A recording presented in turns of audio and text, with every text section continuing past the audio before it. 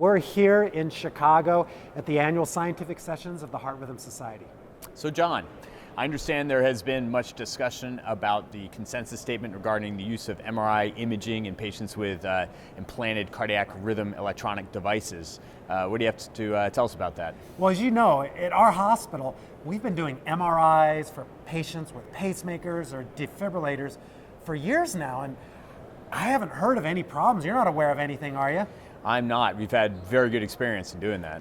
But despite this, and many of the big centers have been doing it for years and years, in probably 99% of community hospitals in the United States, if you have a pacemaker or ICD, an MRI it's like a big no-no.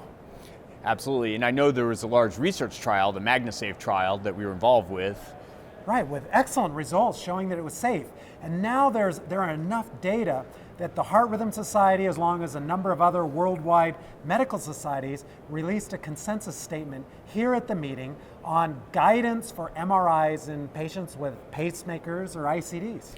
Do you expect that to affect day-to-day practice anytime soon? You know, I would expect so, because the consensus statement was right in line with our experience at Intermountain Medical Center, with the many trials like MagnaSafe, basically showing that with the appropriate precautions, that MRIs are safe for these patients. Whether it's a dedicated MRI pacemaker or not, it's still safe.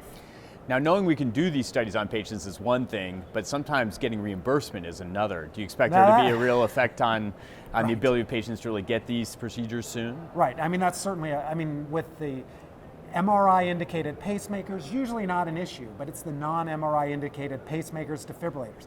Even though it's totally safe with the appropriate precautions, checking devices, etc., reimbursement for those is still a challenge.